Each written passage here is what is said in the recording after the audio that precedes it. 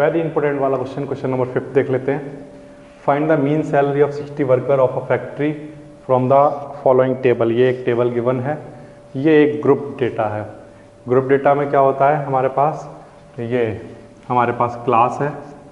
Class का मतलब कि 3000 सैलरी वाले कितने वर्कर हैं, उनकी फ्रिक्वेंसी कितनी है, ये हमारे पास FI है फ्रिक्वेंसी। ये हमारे पास क्लास है, क्लास मार्क, और ये हमारे पास फ्रिक्वेंसी है। ओके, 3000 वाले वर्कर इतने हैं, सैलरी इतने 3000 मिलती है। जिनको 4000 सैलरी मिलती है वो 12 हैं, 5000 सैलरी मिलती है वो 10 है। इस तरह से हमें एक टेबल गिवन है। ओके, हमें क्या निकालना है, आंसर है मीन निकालना है। तो स्टैटिस्टिक्स करने का सबसे बेस्ट तरीका मैंने आपको बताया था कि आपको फॉर्मूला याद होने चाहिए। ग्रुप डेटा के लिए हमने क्या फॉर्मूला बताया था मैंने आपको, summation of FI XI upon summation of FI। ठीक, FI इंटू XI का हमें क्या चाहिए, सम, और FI का भी हमें क्या चाहिए, सम। ओके, तो सबसे पहले तो FI इंटू XI चाहिए होगा, तो यहाँ पर ये फ्रिक्वेंसी है FI और ये XI है मेरे पास। तो मैं सबसे पहली टेबल क्या बना लूँ, FI इंटू XI। ठीक, बनाइए। 16 को इससे मल्टीप्लाई कराइए, दिस इज 48,000। ठीक है, 12 को 4 से कराइए, फिर से ये 48,000 आ जाएगा। नेक्स्ट 10 को 5 से कराएंगे आप, तो ये 50,000 बन जाएगा। ये 8 को 6000 से मल्टीप्लाई कराइए, फिर से ये 48,000 आया। नेक्स्ट 6 को 7000 से मल्टीप्लाई कराइए, ये आएगा 42,000। 4 को 8000 से कराइए, ये आएगा 32,000, और ये 27,000। 10,000 इंटू 1, दिस इज 10,000, ये आ जाएगा आपके पास। ठीक, तो सबसे पहले क्या चाहिए होता है हमें, FI इंटू XI चाहिए। ठीक है, फ्रिक्वेंसी का मल्टीप्लाई क्लास से, तो FI इंटू XI करा दिया। ठीक, अब FI इंटू XI का हमें क्या चाहिए, सम। तो FI XI ये है, इसका हमें सम चाहिए, तो इनको आप ऐड कर लीजिए। आप जब आप ऐड करेंगे तो ये आपके पास आ जाएगा 305,000। ठीक, ये आ जाएगा। ओके, अब आपको मीन निकालना है, तो मीन निकालने का फॉर्मूला आपको पता है, समीशन ऑफ FI XI ये कितना है, ये है 305,000 अपॉन समीशन ऑफ FI का सम, ये क्वेश्चन में दे रखा है पहले से, कितना है 60। ये यहाँ लिख लीजिए। ठीक, जब आप इसको सॉल्व करेंगे तो आपके पास कुछ इस तरह से आंसर आ जाएगा, ये आपका मीन आ जाएगा। ठीक, तो बिल्कुल आसान है। ये टेबल गिवन है, ये ग्रुप डेटा है। अनग्रुप डेटा होता है तो आपको पता है जितने नंबर ऑफ ऑब्जर्वेशन होते हैं उनसे, जितने वो हैं उनसे डिवाइड कर दीजिए, तो आपके पास मीन आ जाता है। लेकिन जब ग्रुप डेटा आता है तो ग्रुप डेटा का मीन निकालने का क्या फॉर्मूला है, FI इंटू XI का सम को किससे डिवाइड करते हैं, FI के सम से। ठीक है, FI के सम से डिवाइड करते हैं, तो ये आपका आंसर आ जाएगा। बिल्कुल आसान वाला क्वेश्चन है ये। ओके, क्वेश्चन नंबर 6 देख लेते हैं। क्वेश्चन नंबर 6 है हमारे पास, give one example of a situation in which mean is an appropriate measure of center tendency. Okay, बिल्कुल आसान वाला एग्जांपल दे देते हैं इनको। एग्जांपल ये देना है कि मीन निकालना ही करेक्ट है, वहाँ पर मीडियन की ज़रूरत नहीं है, सिर्फ मीन से ही काम चल जाएगा। तो मैं आपको क्या करता हूँ, एक एग्जांपल देता हूँ। सपोज दैट कोई एक स्टूडेंट है, उसका स्कोर हमारे पास है सपोज दैट 10, 8, 9, 8, 7, ऐसा कुछ। ठीक, किसी स्टूडेंट का किसी टेस्ट में स्कोर ये आया। ठीक, अब इसका मीन निकालना है, तो ये अनग्रुप डेटा है, तो इसका मीन कैसे निकालते हैं, तो आंसर है, मीन निकालने का फॉर्मूला होता है number of observation, sum of all observation, sum of all observation upon total number of observation, total number of observation. ठीक, सम कर लेते हैं, 10 plus 8 plus 9 plus 8 plus 7 upon number of observation कितने हैं, 1 2 3 4 5 से डिवाइड कर लेते हैं। ठीक, तो इन सबको ऐड करा लीजिए।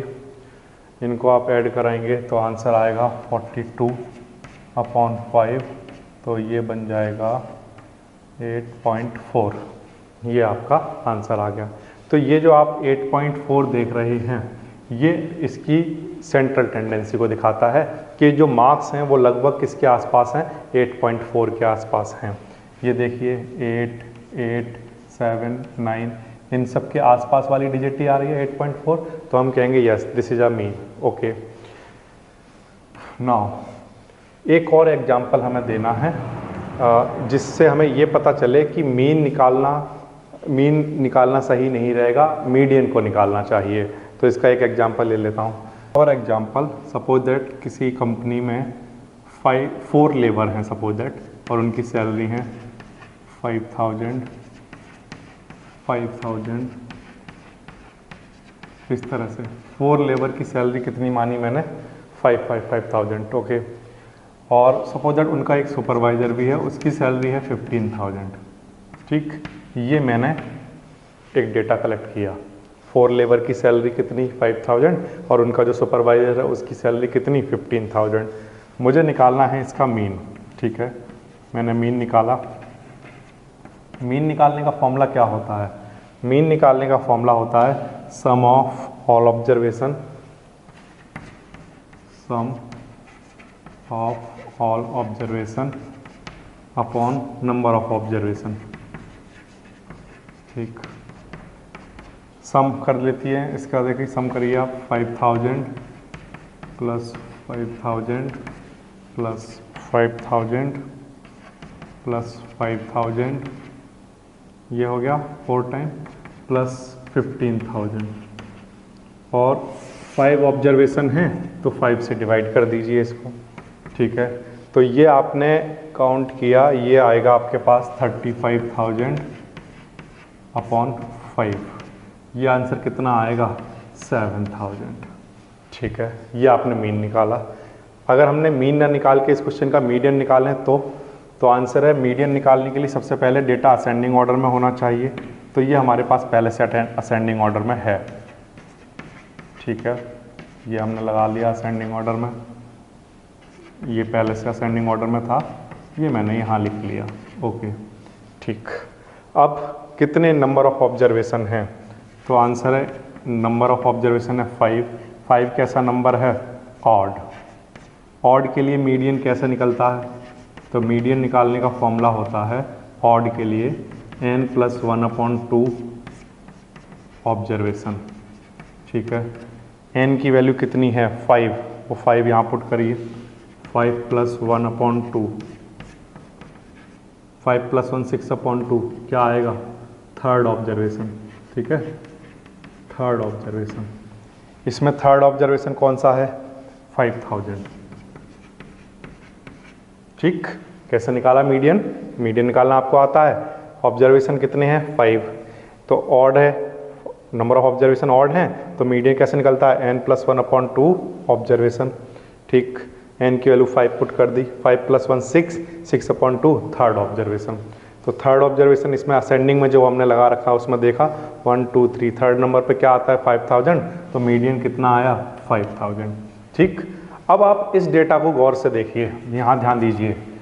आप मुझे ये बताइए कि मैं अगर आपसे कहूँ कि मोस्ट ऑफ जो एम्प्लॉई हैं उनकी सैलरी लगभग 7,000 है, ये बात ठीक है? या मैं आपसे ये कहूँ कि मोस्ट ऑफ एम्प्लॉय की सैलरी लगभग 5,000 है, ये बात ठीक है?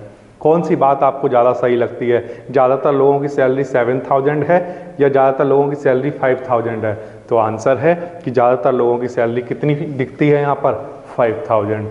तो हमने 5,000, लेकिन किसका आंसर है, तो वो मीडियन का आंसर है। इसका मतलब ये है कि ये एक ऐसा एग्जाम्पल है जिस एग्जाम्पल से हमें ये पता चलता है कि अगर इसका मीन निकाला जाए तो जो आंसर आता है वो इसकी सेंट्रल टेंडेंसी को सही तरीके से शो नहीं करता है, जबकि इसका मीडियन निकाला जाए तो वो इसकी सेंट्रल टेंडेंसी को सही से शो करता है। तो इसलिए यहाँ पर मीन एप्रोप्रिएट मेजर नहीं दे रहा है, जबकि मीडियन एक एप्रोप्रिएट मेजर है सेंट्रल टेंडेंसी का। ठीक है, तो ऐसा क्यों हुआ, ये आपको मैंने कंसेप्ट वाली क्लास में समझाया हुआ है कि जब भी रेंज लार्ज होती हैं, ठीक, रेंज क्या हो जाए, लार्ज। रेंज कैसे निकालते हैं, स्मॉल और ये लार्ज वाला देखिए, सबसे हाईएस्ट जो ऑब्जर्वेशन है उसमें से ये माइनस करिए। तो जब रेंज बड़ी हो जाती हैं, ये देखिए 5000 5000 5000 चल रहा था, लेकिन इसके बाद सीधा 15000 हो गया, ठीक है, तो रेंज बढ़ गई। तो जब भी रेंज बढ़ जाती है तो मीन एप्रोप्रिएट मेजर नहीं होता है। ऐसे में हमें क्या निकालना चाहिए, मीडियन निकालना चाहिए। जबकि हम फर्स्ट एग्जाम्पल की बात करें तो फर्स्ट एग्जाम्पल में देखिए रेंज ज़्यादा बड़ी नहीं थी, हाईएस्ट क्या था 10 और स्मॉलेस्ट क्या था 7, तो रेंज निकालेंगे हाईएस्ट माइनस स्मॉलेस्ट, तो आंसर कितना आएगा 3। जबकि यहाँ पर अगर हम बात करें रेंज निकालें तो स्मॉलेस्ट था 5000 और हाईएस्ट था 15000, तो इसकी रेंज कितनी आएगी, तो 15000 माइनस 5000 10,000 रेंज आएगी। तो यहाँ रेंज बहुत बड़ी है, इसलिए मीन से इसका अप्रोप्रिएट आंसर नहीं आएगा। जबकि यहाँ पर रेंज स्मॉल है, इसलिए मीन का यहाँ पर अप्रोप्रिएट आंसर आ जाएगा। ठीक, तो ये था आपका क्वेश्चन नंबर 6 और ये था आपका चैप्टर स्टैटिक्स। ये इसका लास्ट क्वेश्चन हुआ और ये चैप्टर कंप्लीट।